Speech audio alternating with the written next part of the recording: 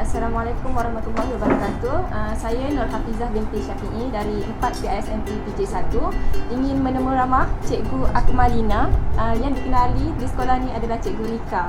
Okey, Cikgu boleh perkenalkan diri sikit tak? Okey, Assalamualaikum. Nama saya Cikgu Akmalina. Saya merupakan guru bimbingan dan kaunseling di sekolah inilah Sekolah SK Lakin 1 dan baru berkhidmat selama setahun. Oh, maksudnya baru ni lah posting. Ya, baru lah. posting. Dari IPG mana sebelum? Daripada IPG Kampus Darul Aman. Okey, Cikgu, tujuan saya buat temu ramah hari ini, saya nak untuk assignment saya iaitu subjek budaya dan pembelajaran. Jadi saya nak menemu ramah berkenaan dengan kaum sosio budaya kaum kat sini. Okey. First, soalan yang pertama berbunyi, berapakah kaum yang terdapat dalam kalangan murid di sekolah Lakin 1? Okey, kaum terdapat 3 kaum, majoritinya Melayu lah, kemudian India, Cina, dan kita terdapat beberapa etnik daripada Sabah dan Sarawak sebenarnya, tapi dia minoriti lah dalam seorang dua macam tu. Oh, Sabah dan Sarawak tu maksudnya keluarga dia bekerja Ya, di sini. keluarganya bekerja sini dan anaknya kena bersekolah di sini. Maksudnya kan Johor ni kan macam dikenali dengan warga asing dari luar negara. Ada tak? Bukan dari Sabah Sarawak, maksudnya dari luar negara. Oh, ada. Kita ada pelajar daripada Indon, daripada Pakistan ada. Okey. Soalan kedua, kita pergi soalan yang seterusnya. Apakah bahasa yang digunakan di sekolah ini? Okey, kalau bahasa sebab majoriti Melayu, kita pun bahasa pengantar di sekolah bahasa Melayu, so memang bahasa Melayu lah. Tetapi kita ada kekangan sebabnya majoriti India dan ada yang tak dapat fasih bahasa Melayu, jadi terpaksa berbahasa Inggeris. Oh, jadi maksudnya murid India dengan murid Melayu tadi berbahasa Inggeris antara satu sama lain? Ya, berbahasa Inggeris. Tapi antara kaum mereka, India dengan India, dia cakap India lah. Tapi cikgu ada terangkanlah supaya murid Melayu dengan India ni tidak menggunakan bahasa Inggeris, supaya murid India ni dia belajar bahasa Melayu. Supaya dia faham. Sebabnya kita belajar mesti dalam cikgu pun cakap dalam bahasa Melayu. Bila kita bagi arahan, murid India tak faham. Jadi sebab itulah paksa nak berbahasa Inggeris. Ya. Lepas tu tadi cikgu, saya ada dengar cikgu cakap dari Sabah dan Sarawak kan. Macam mana penggunaan bahasa diorang tu? Adakah diorang menggunakan dialek diorang? Sabah dengan Sarawak tak ada masalah. Mereka menggunakan bahasa Melayu dengan baik. Ya, cuma dia orang punya pelat saja. Maksud satu lagi Sabah dan Sarawak kan. Jadi kalau macam guru-guru kat sini mungkin ada dari dari negeri lain, contohnya Kelantan ke, macam mana cara pengajaran dia tu? Pengajaran guru. Maksudnya dia bercakap dengan guru dan murid. Bahasa baku Melayu biasa. Tak ada macam tiba-tiba keluar Kelantan ke tak ada. Gunakan bahasa standard lah. Okey, soalan yang ketiga berbunyi, apakah adat resam dan kepercayaan yang masih digunakan di sekolah ini? Maksudnya apakah yang masih digunakan lagi dalam sekolah ini?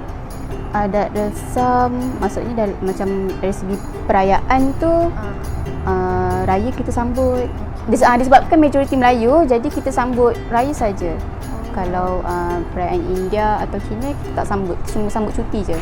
Tapi hari raya kita sambut di sekolah sebab majoriti Melayu kan. Okey, kepercayaan yang masih digunakan tu maksudnya kalau India agama. Tu masih agama. Masih tak macam dia memakai gelang tu ke, ada tak? Mereka memakai yang tanda di dahi. Kalau macam aksesori, cikgu tak benarkan. Jadi kita cuma benarkan pakai tanda. Mungkin ada tujuan dia lah. Cikgu ada tanya tak kenapa pakai yang tu ke? Saya tanya salah seorang ni perempuan lah. Dia tanda satu kat sini. Kenapa? Sambil mak dia calik tu macam doa lah untuk anak dia jadi baik. Okey, seterusnya soalan yang keempat. Apakah struktur sosial dalam kalangan murid di sekolah ini? Maksudnya latar belakang keluarga tersebut macam mana? Sekolah ni majoritinya pekerjaan mak bapak pekerja swasta. Swasta? Ya, swasta. Ada yang bekerja di Singapura, ada yang bekerja di mana-mana lah. Belah pun ada. Jadi pada saya majoriti mereka datang daripada keluarga yang agak senang. Tapi ada juga minoriti murid yang memang susah. Tapi susah. ya majoriti boleh saya katakan senang lah. Yang susah tu macam mana dia punya tu? Susah mungkin mak bapak parents? bercerai. Oh, bercerai. Okey, dan mak cuma bekerja sebagai pembersih di mana-mana tempat macam tu lah. Kan kawasan ni terkenal dengan apa ni, pelajar yang tinggal di kawasan flat. Ya, betul. Jadi macam mana dia datang ke sekolah dengan terurus ataupun tidak? Okey, majoriti pelajar juga yang dalam kelompok saya boleh katakan miskin lah. Dia duduk di flat lakin. Oh, flat laki. Flat lakin berdekatan sini lah. Ada yang jalan kaki, saya dapat jalan kaki. Ada yang bayar van hantar setiap.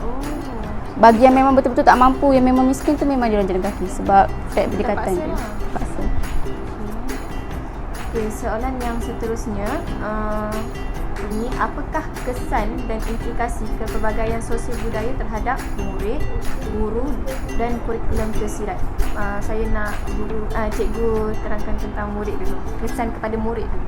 Kesan kepada murid saya lihat bila dari segi yang Etnik tadi. positifnya, dua lah saya bagi. Satu yang positifnya mereka ni boleh berkenalan antara mereka, mengenali kaum India, mengenali kaum Cina. Tapi yang negatifnya mereka ni kerap bergaduh, berbalah juga. Banyaklah isu antara Melayu dengan India, mengejek. Ya, banyak. Setiap hari memang ada kes tu. Pasti kan mesti tahu kan. Ya. Okey, dan guru pula macam mana bahan pengajaran dan pembelajaran yang diberikan kepada murid? Saya bukan cikgu akademik, jadi mungkin saya tak berapa nak. Jadi kalau cikgu kaunseling, macam mana cikgu hadap klien cikgu daripada etnik lain? Maksudnya bukan kita kan macam etnik Melayu kan. Jadi macam mana cikgu hadap dengan etnik kaum Cina dengan India? Saya akui memang suka. Kesan dia macam mana? Dari segi bahasa lah. Dari segi bahasa. Jadi saya tanya dulu klien, kalau tak faham bahasa Melayu dan dia memang fluent English, saya akan speaking. Jadi kesannya pada saya macam agak sukar untuk saya berkomunikasi sebenarnya. Tadi kesan agak negatif lah. Okey. Dan yang terakhir adalah kesan kepada kurikulum tersirat. Maksudnya kesan apabila ada macam tadi saya ada cakap tadi kan kita ada bincang berkenaan dengan bulan kemerdekaan. Apakah kesan dia? Selain daripada bulan kemerdekaan macam nilam ke apa ke? Aktiviti yang dijalankan dekat sekolah ni. Maksudnya yang ada melibatkan impak tak? Melibatkan kaum tadi lah maksudnya. Ada berimpak lah. Kita ada sambut hari lahir, hari lahir, macam perayaan kan, ada perayaan. berimpak. Jadi macam perayaan tu mungkin diorang memakai pakaian yang kan.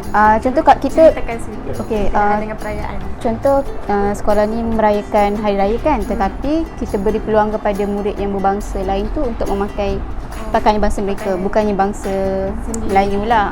Okey, maksudnya murid dapat mengenali lah macam mana baju-baju apa ni etnik lain tadi.